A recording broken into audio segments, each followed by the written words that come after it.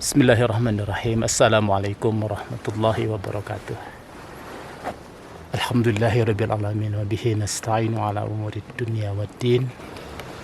Asyhadu an la ilaha illallah wahdahu la syarikalah wa asyhadu anna Muhammadan abduhu wa rasuluh. Allahumma salli wa sallim ala sayyidina Muhammad wa ala alihi wa ala ashabihi wa ala junudihi wa man tabi'ahum bi ihsanin ila yaumil amma ba'd.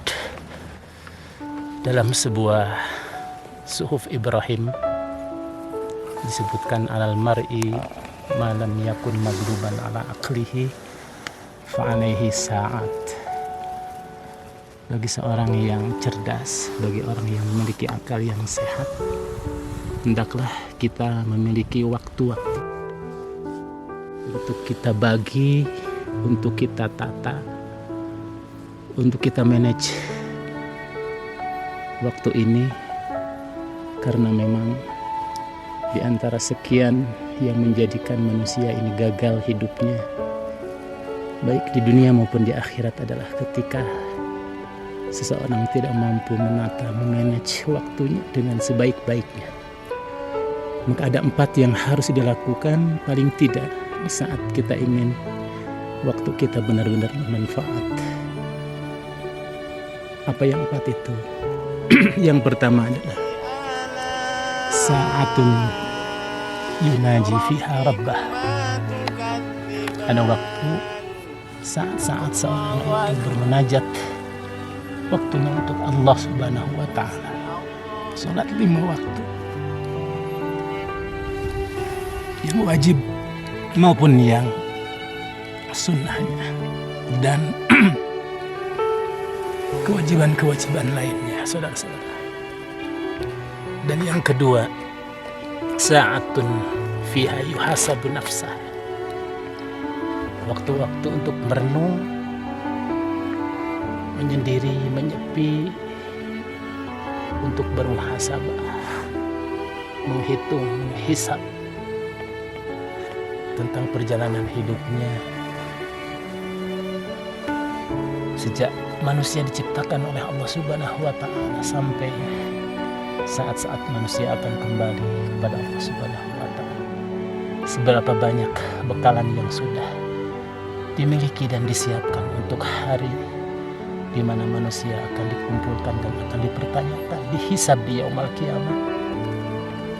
Dan seberapa banyak dosa, kemaksiatan yang selama ini sudah dilakukan. Seandainya kebaikan sudah dia lakukan, amal soleh yang sudah dia kumpulkan, dia bersyukur sambil berdoa. Semuanya itu sebagai bentuk persiapan, bekal di saat berjumpa dengan Allah Subhanahu wa ta'ala, sembari terus menambah dan menambah.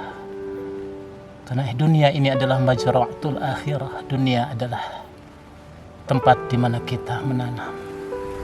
Dunia adalah ladangnya akhirat, sementara akhirat adalah tempat memanen. Yang ketiga, sa'atun fiha yaqdi hajatahu minal mat'am wal mashrab wal malbas. Waktu-waktu yang dihabiskan untuk memenuhi kebutuhan hajatnya, sandangnya, papannya, serta seluruh kebutuhan manusia. Mencari nafkah untuk menafkahi anak, istri, keluarga. Dan yang terakhir adalah sa'atun yufakkiru fi khalqis samawati wal ardh. Hendaklah ada waktu-waktu yang kita gunakan khusus merenung, memikirkan tentang ayat-ayat Allah Subhanahu wa ta'ala membentang di jagat raya alam ini. Di malam hari ini, tepatnya kurang lebih sekarang berada di jam 11, jam 12 malam. Kita sekarang berada di puncak salah satu gunung di ujung atap langit Pulau Jawa, di Banyuwangi. Dan kita sekarang berada di base camp atau pos yang ke-7. Nanti jam 1 kita akan berangkat menuju Puncak Sejati Sebelum kita berangkat, sedikit mengajak untuk bersama-sama merenung, untuk melihat ayat-ayat Allah Subhanahu wa Ta'ala yang membentang di atas sana, mengingatkan kepada kita akan sebuah ayat. Dan Allah telah bersumpah dengan menyebutkan makhluknya di antara sekian makhluk yang ada.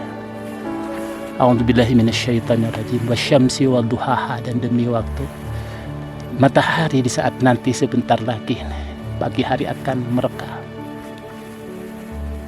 Wal qamari idza talaha, dan demi bulan yang mengiringinya. Di atas sana bulan. Luar biasa, di malam hari ini cuaca sangat cerah. Langit-langit, gunung-gunung yang membentang. Ini adalah salah satu di antara tanda-tanda karunia Allah. Ayat-ayat Allah Subhanahu wa Ta'ala yang kadang-kadang kita lupa. Selama ini kita menganggap bahwa rezeki Allah Subhanahu wa Ta'ala, kenikmatan Allah Subhanahu wa Ta'ala berupa uang, harta demi harta. Padahal kalau kita hitung nikmat Allah Subhanahu wa Ta'ala, di antara sekian nikmat itu membentang, dan kita bisa saksikan sekarang bintang gemintang yang bermanfaat buat kita semua sebagai petunjuk. Bulan, salah satu di antara tanda-tanda Allah Subhanahu wa Ta'ala. Matahari sebentar lagi, langit.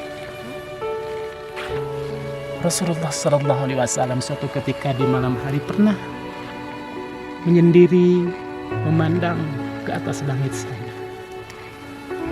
Begitu halusnya, begitu pekanya Rasulullah Sallallahu Alaihi Wasallam. Dia sampai menangis pada waktu di pagi harinya, sampai bekas tetesan air matanya masih membekas di wajahnya.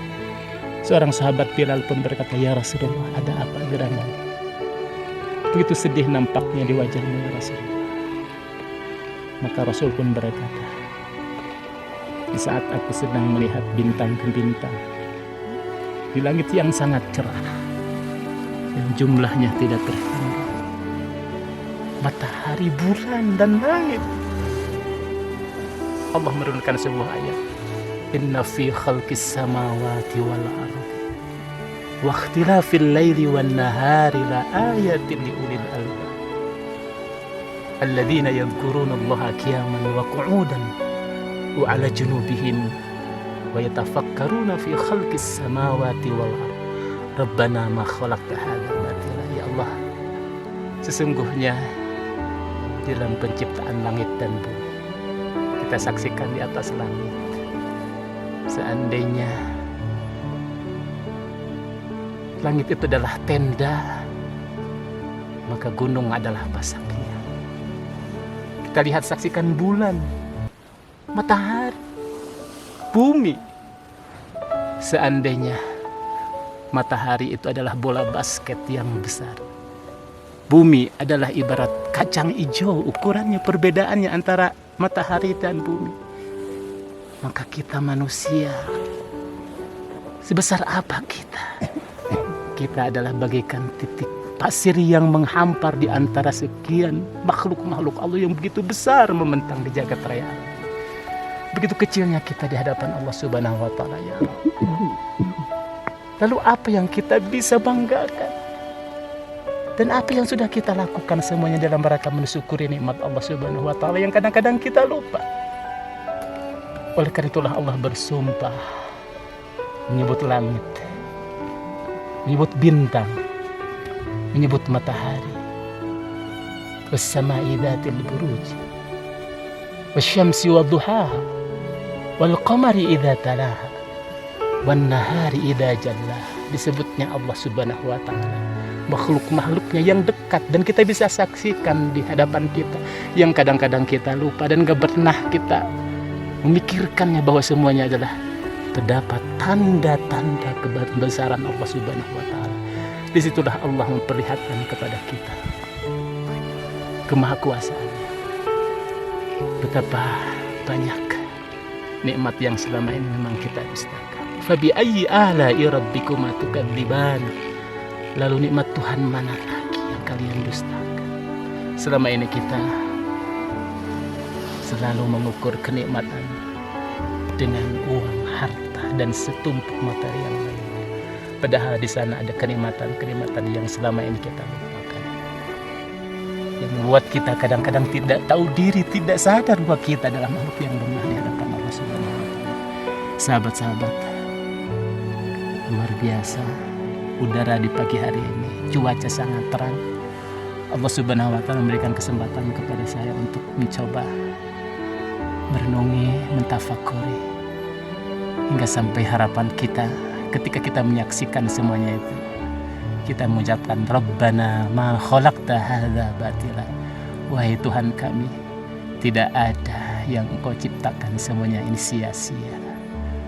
Begitu banyak kenikmatan yang selama ini kita dustakan. Nikmat oksigen yang sangat segar di malam hari ini Allah berikan kepada kita secara gratis.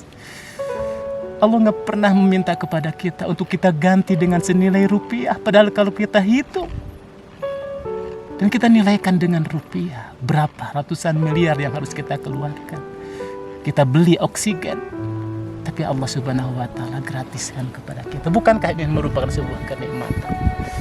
Angin yang bersepoi, angin yang semilir di malam hari ini.